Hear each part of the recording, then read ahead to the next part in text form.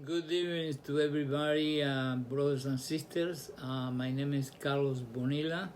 I am the founder of this page and Facebook, and today I have the pleasure to have your attention. I give you a lot of thanks for being here, listening a little message. The message is about how God saved me and how God was able to take me from the slavery to the promised land. And I got to try to be the faster I can. I was thinking about that the methodology of Jesus Christ in teaching is the biggest and greatest in this earth, and I am a teacher, because he's able to show you and to make you encode in your mind some story in such a way you don't forget it never again. I mean, he uses the parables. They are nothing else but little stories about something.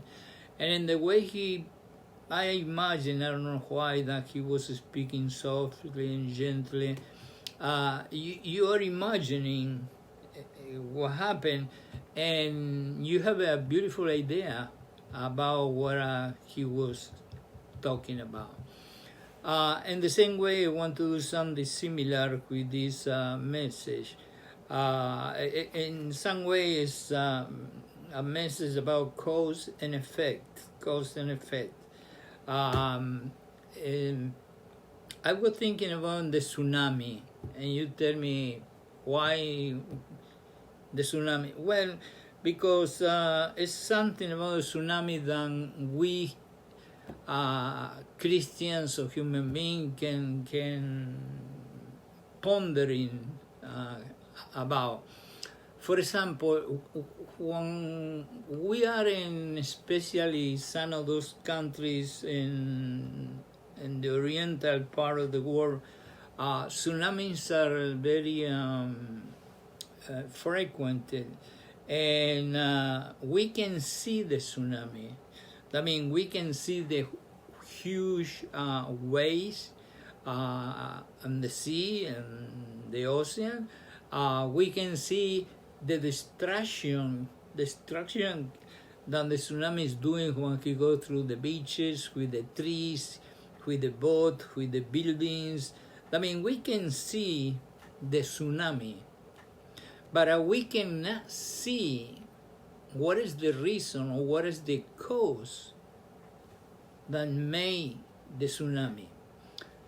The reality is that you know better than me, and everybody knows, it's a problem with the bottom of the ocean, where some earth plates start to make a friction or separate, or sometimes can be a volcano, or sometimes can be a earthquake under the water, and that is the cause of the tsunami that we see.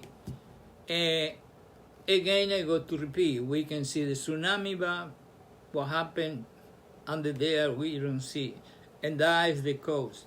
And it's unfortunately, and I think that day by day technology is advancing and improving, then we could understand a little better what is the reason that caused this tsunami, and that way we can maybe preventing or doing something better, and that way we can change something. And I got to that. I got to change our life, not the tsunami. Well, let's start by talking a little bit in here. In the same way, when I was young, many tsunamis and earthquakes, believe me, weren't beating me. They were really killing me every day. And I was not aware that what was causing those problems. I mean, in that time when I was young, I was having problems in the school. I was drinking a lot. I was feeling with low self-esteem. I was greedy. I was angry.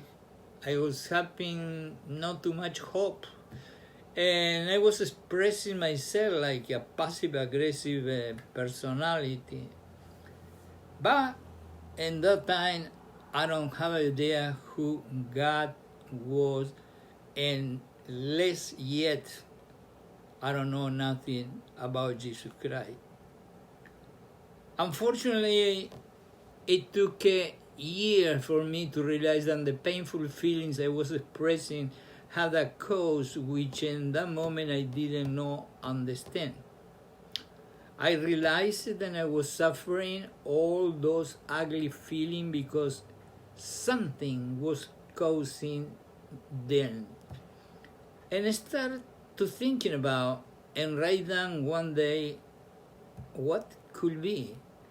And I find out, then I end in doing a list that say family conflict, anger, fear, anxiety, lack the hope, lack the forgiveness, rejection, resentment.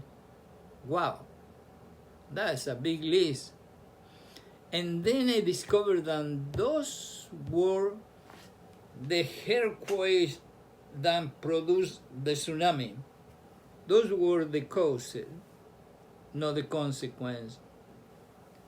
You see, in the same way a tsunami could never happen if before it some submarine airplane begin to shake.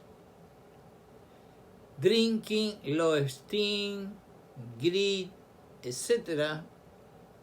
could never happen if anger, unforgiveness, lack of hope, etc. were not there before. Therefore, it's not the drinking, in my case, is my experience and my testimony, it's not the drinking that we should be too worried about, but what is the cause that we drinking too much?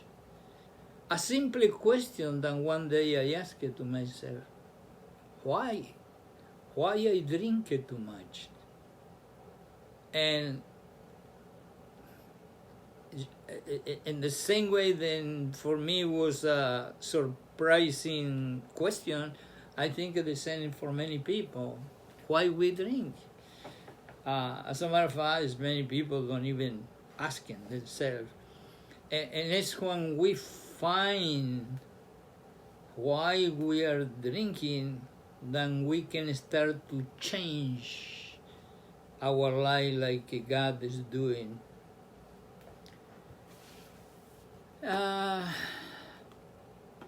Unfortunately, I was not so blessed as many of you who began to know the word of God early in life.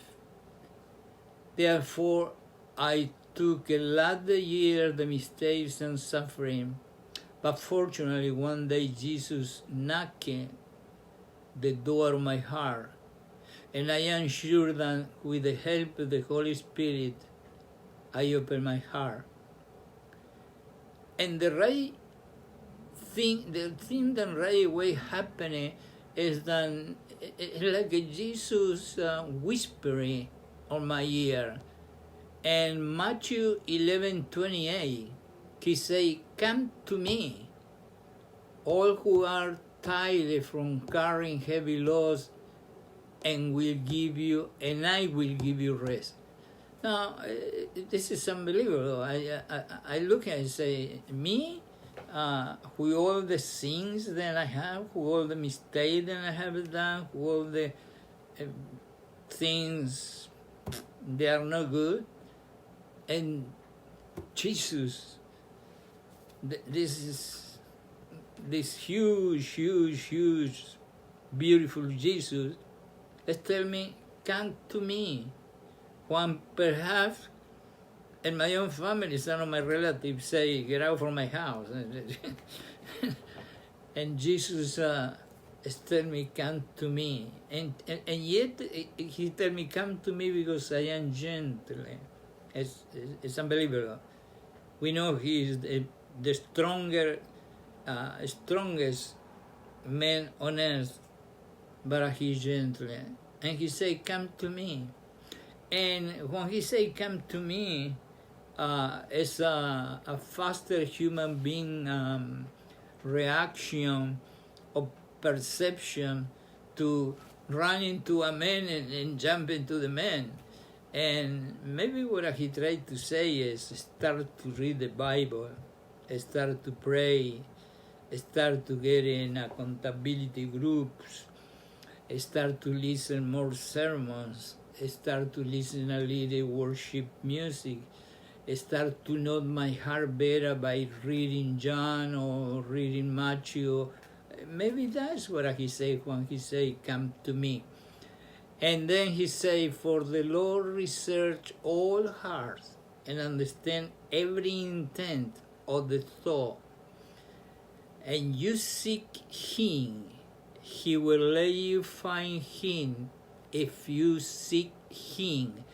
It's in Chronicles 28:9.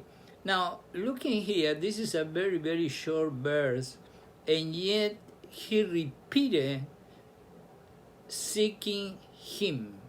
God is the one who wrote the Bible. He used a human hands, but God is the author.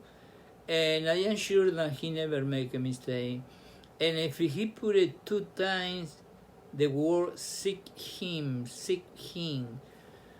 must be perhaps because one of the conditions for changing my life and changing anybody else's life is to seek him.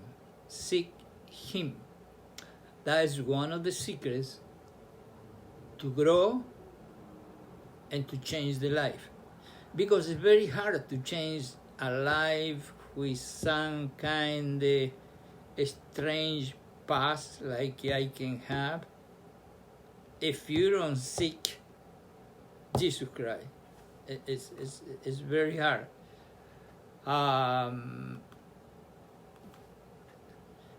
God planned for my problems and pain. Again, believing and following faithfully, and that's important, faithfully, the promise of God. One day, I started to think, what is the way or how you can do to have that kind of inner peace that only very few can enjoy in this life. Peace more than silver, gold, and diamonds. The men, doesn't matter how many billions and trillions they have in the bank, what they look more than nothing is peace, inner peace. And I start to believe that if you faithfully start to read and start to follow the promise of God, you got to have peace. I have a friend of mine who gave me a book, and the book is called God Promise to Live, something like this. And let me tell you, every time I have a problem, I go straight to this little book. I open, I start to read the promises, and it's unbelievable how I come down and I start to feel peace. Now, here is one thing. To read the promise of God is one thing. to trust and believe that that is true and is going to be delivered is another thing. Because I can read all the promises the Bible has, and I really don't think it too much, or I doubt it. Nothing is going to happen. But if I really trust it with all my heart, and I don't put in my own mind in the middle, you can have a peace. Okay, now another thing that God told me when I started to change my life is about the faith. You know that we walk in our side by faith, and faith is for us one of the most important things, no? And when I was really desperate, because I was in a moment in my life that emotionally I was very, very bad, I asked God to give me more faith. I asked God to give me the faith of David, the faith of Abraham, the faith of Moses, the faith of whatever. And God was laughing at me. And he reminded me of a scripture, a short scripture in the Bible about Jesus. Jesus said to the disciples, if you have a faith small, like a mustard seed, which is something very, very small, and you see the mountain over there, and you see to the mountain, move it on, the mountain will move it on. And then it's not really asking God, and that's what he did for change my life. It's not asking more and more and more faith, but to use the little faith that you have. In the Bible, God say that he gave us a measure of the faith according to each person and according to his will. Well, that little faith that you have, use it, and you will do the same that Jesus Christ said. You will move the mountain. But if you believe that you have a little faith, and because you have little faith, you cannot use that faith, I can tell you right now that you can do nothing. And that was another thing that God told me. Use it, the little faith that you have. As a matter of fact, in Matthew 17:20, we have the word of Jesus. Truly I tell you, if you have a faith like a little mustard seed, you can say to this mountain, he's not talking about a little hill, mountain, move from here to there, and it will move. And then he say, nothing will be impossible for you. Imagine Jesus Christ telling you and me, if you say the little faith that you have, totally convinced that God is going to deliver what he promised, and he tell you that nothing is impossible for you, why we doubt it? Why we are full of fear? It's hard to change if we don't believe in those things. Therefore, we need forgiveness.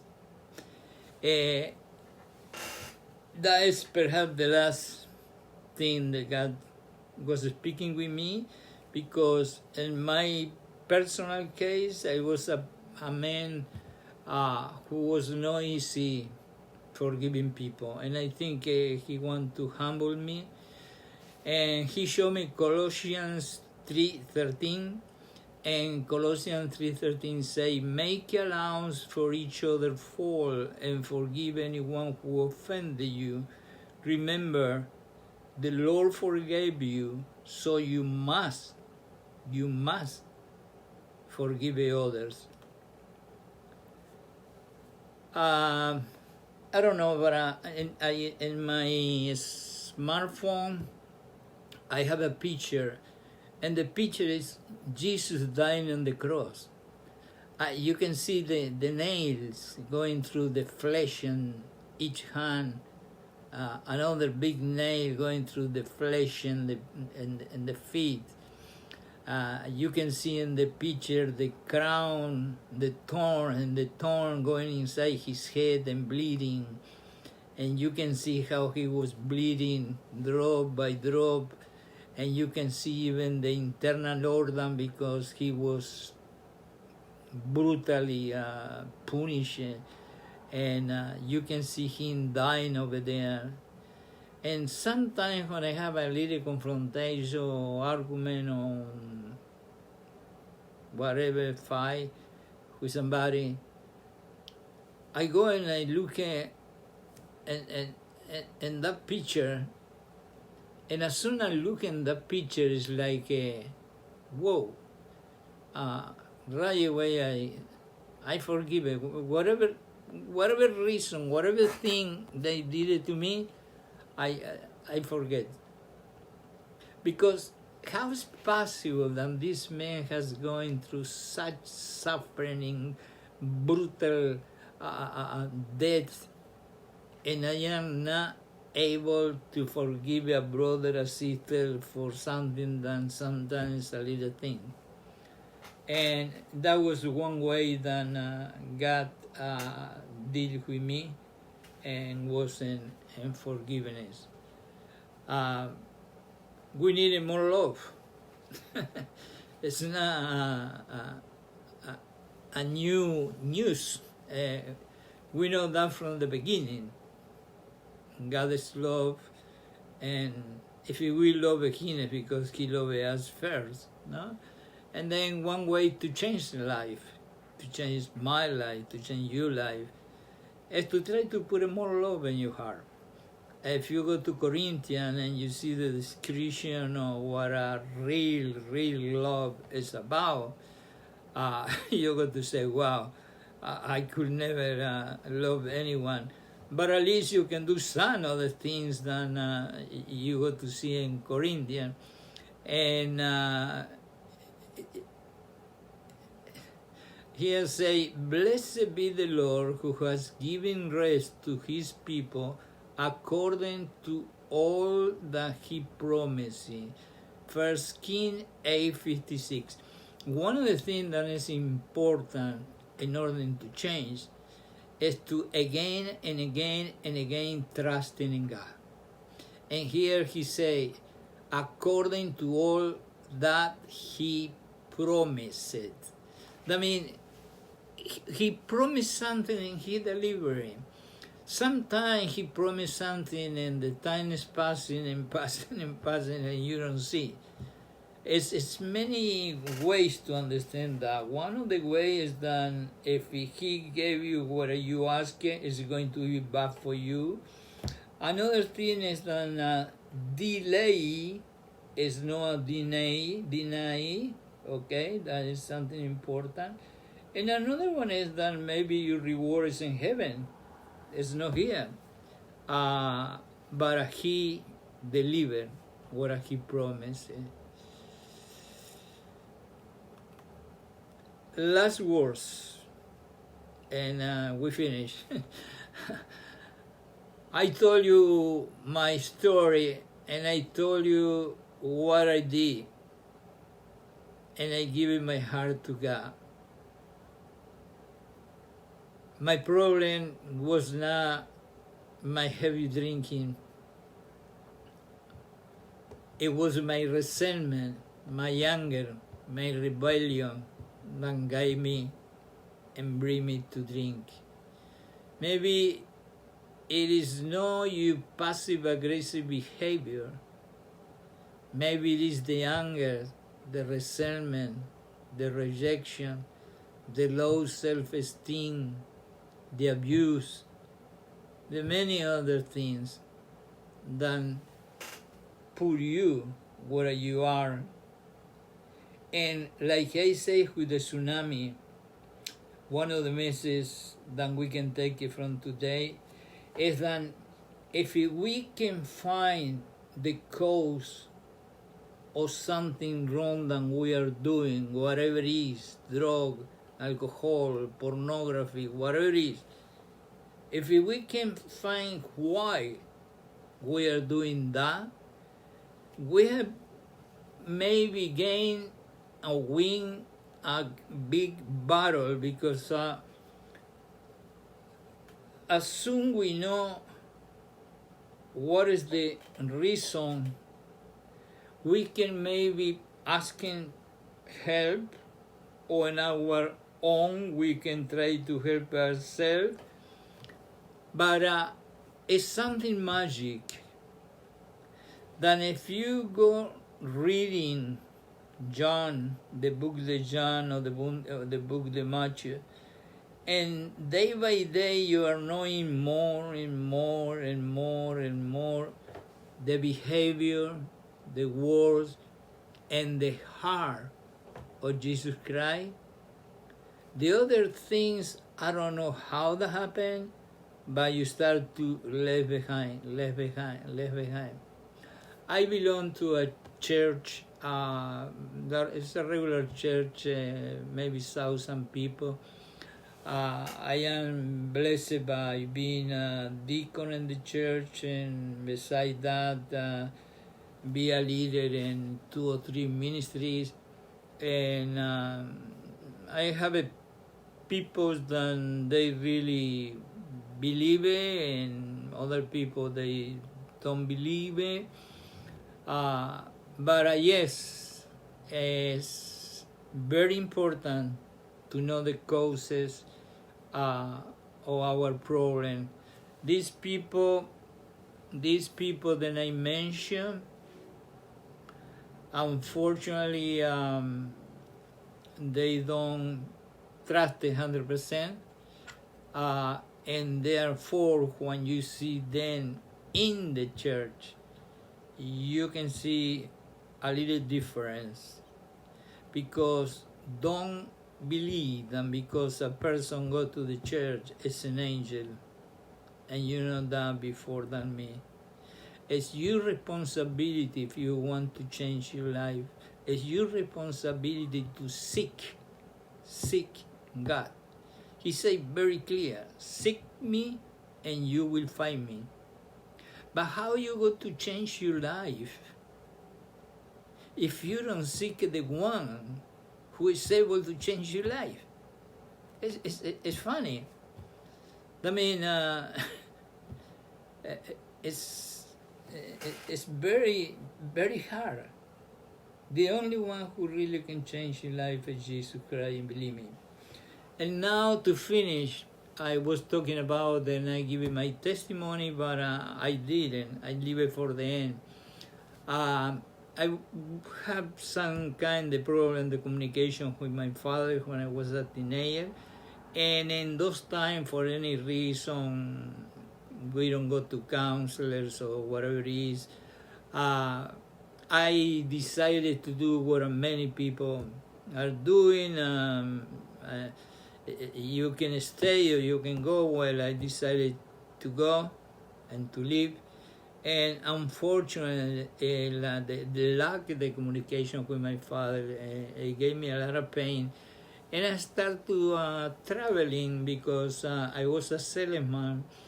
And I was traveling all around my country, city by city.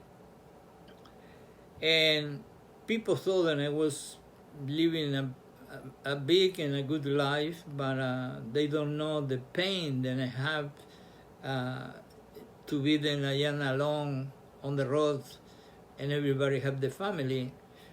And unfortunately, I start to drink and drink and drink. And when I come to see, I was drinking a lot. To the point that one day, I was born in Uruguay, and I was in Montevideo, Uruguay, and the next country is Argentina, and the next country is Paraguay. And I started to drink 10 o'clock in the morning in Montevideo, Uruguay, which is one country. 9 o'clock in the night, we take a plane to go to Buenos Aires, which is Argentina.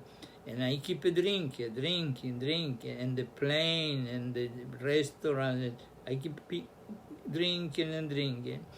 Came to Buenos Aires, the first thing we did was to go to a restaurant, and right there I keep drinking and drinking and drinking. Next day we take a plane to go to Paraguay, which is the third country, and guess what? I keep drinking and drinking and drinking. I get in there and we went to party and drinking and drinking. That means in 3 days I was through 3 different countries, 3 different capitals, and all the time I was drinking. Now, you can imagine the power, the unbelievable power to change a life that God can have. Doesn't matter if you have 70, 80, 90, 100, 110 years old. God can change you in 1 second. God delivered me from the alcohol in a very, very, very amazing way. And to change your life, remember, and with this thing I finish, what we had to do is trust with all our heart in God, and not in our own understanding. Therefore, let's go and read in the promise of God in your life, in the other person's life, and the other one. Believe me, they go to change in the same way then God changed me. I give you thank you very much. God bless you, all of you, and thank you for your time, and God bless you again.